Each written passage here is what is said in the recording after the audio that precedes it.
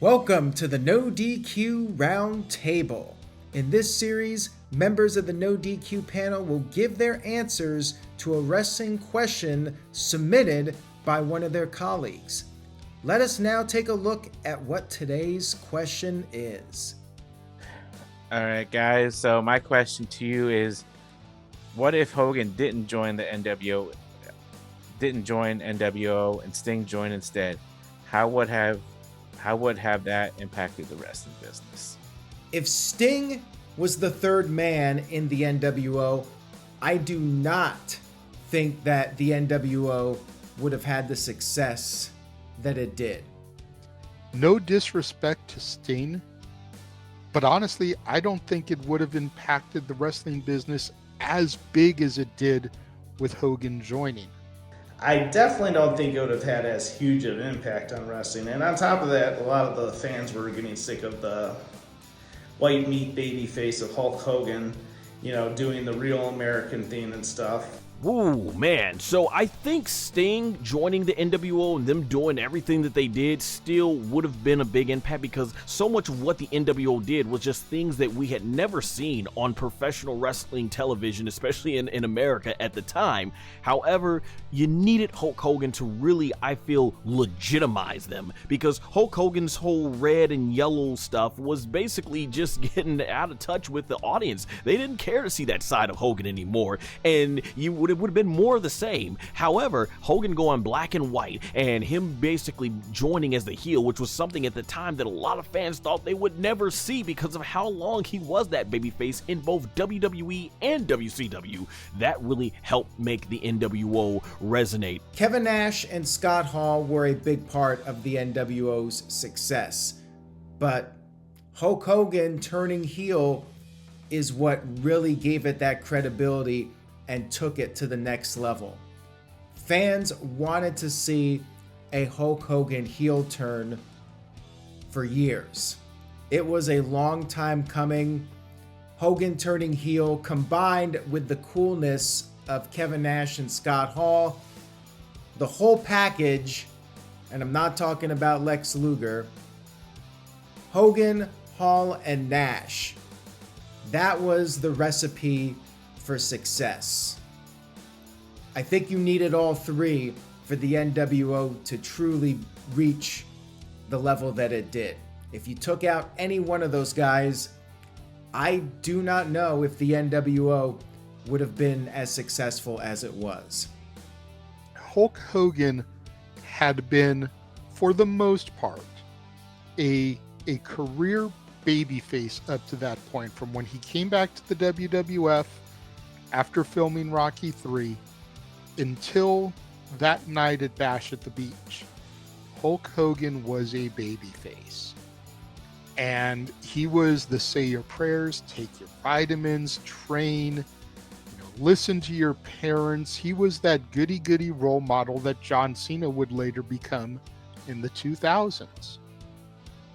So for Hulk Hogan to flush all that down the toilet and join these invaders, these outsiders who had just come into the company from WWF, I don't think Sting being a part of that group would have been as impactful, because Sting didn't have that tenure in WWF. He didn't come from Connecticut. He was a tried and true NWA WCW guy. So for him to turn his back on those fans, it's just not as big, in my opinion, as Hulk Hogan making that jump. I don't think it would have impacted it the way it did, only in the WCW bubble, because Sting was a beloved face throughout his entire career. And for him to actually go heel would have been interesting. He went heel later on in the NWO Red and Black. It just wasn't the same. But here, I think it would only make noise within the WCW bubble. Like, here's these two guys, Hall and Nash, coming from New York, invading WCW. And then, of all people, Sting is the third guy. It would have been like, whoa, wow, Sting's going heel. Would have had my attention for a while, but then how do you progress from that? That's the bigger question. Where do you go with that? Do you do Hollywood Sting or whatever Sting, and like, where do you go with that? Would he do the exact same thing Hogan did? You can tell the fans to stick it, brother. Would he win the title? Would he still space paint NWO? That's all a mystery. And I just don't think anyone could have pulled off that Sting character when he became the Crow gimmick. I just don't think anyone but Steve Borden would have been able to pull that off. So I think it would have been successful, but not as successful. Hulk Hogan as a heel legitimized the NWO, and Sting really played that character, I think, like no one else could. And that's ultimately what made the NWO so successful for the time that they were kicking the WWE's butt in the ratings. I would say that Hogan would have ended up retiring.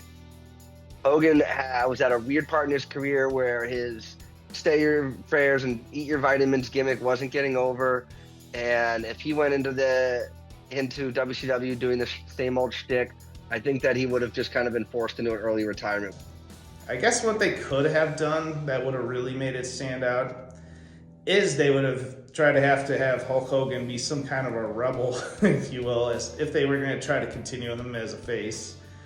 I mean, they probably would have had to have him steal like a Stone Cold Steve Austin persona, kind of like resemblant to what you saw in WCW in 2000 with the FUNB, with the FU New Blood angle he was doing. I think we would have seen some kind of a persona with that, and maybe they could have made it work. If he had not joined the NWO and almost created the Monday Night Wars, I mean, WCW might have tanked as well. I would have seen Sting likely would have gone to WWE a lot sooner than he ended up doing. I don't know how much WWF would have tried to get better, like if the ratings were significantly better still with Nitro and that, but you know, I think they would have tried to adapt to the edgy time of the 90s eventually in their own way to do that, but it's just really hard to say. But you know, I think they could have made it work somehow, but it just, right now, knowing what we know, it's just really hard to see that. That concludes this edition of the NoDQ Roundtable. What were your thoughts on the question? Leave a comment and subscribe to the NoDQ YouTube channel for the latest wrestling news and discussion.